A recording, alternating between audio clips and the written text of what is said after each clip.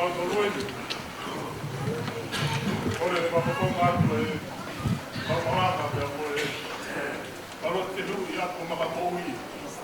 Tariwi moui. E wā whitaha i mā. Sea. O wharanga te koe maua sea. O waki tautala i ki. E whakai ofa ke kau maranga katoa pe. E wahenga ngā weu kau kawhata. E tariwi moui. E kau maranga. E tau wāwhitaha i mā. Sea koe whakawhitai anga ia e mau moui. E wau te mau whakawhitai e ke osi mau moui.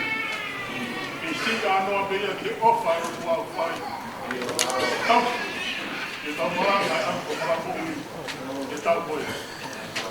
Te fia ke tare aki o mau i e whanotola. Mai te whanowhita o sere mai a.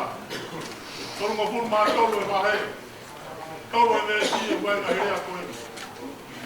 Ui ke te au pe te utari koe. Ke te whakahaka te koe ngai mea hala. O mau mata. Ui kai te lama ke iro i. O koki ai e. Whanowhita koe sea. Kahe o no.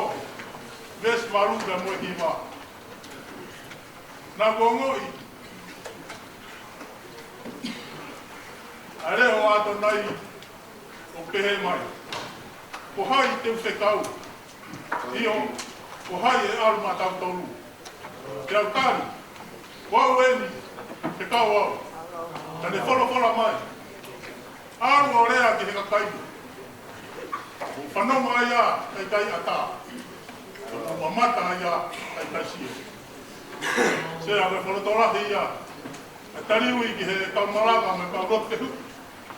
Asi ko mga mo i he tau koe.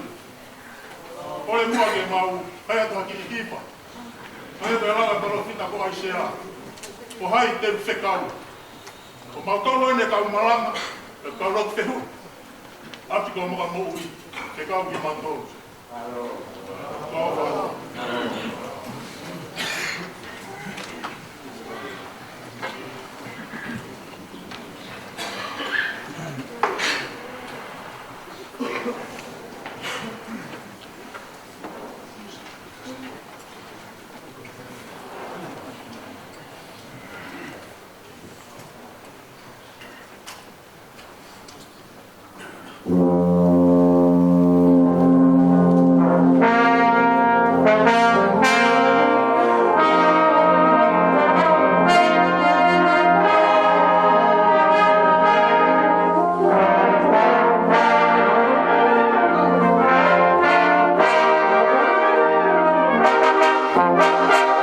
Thank you.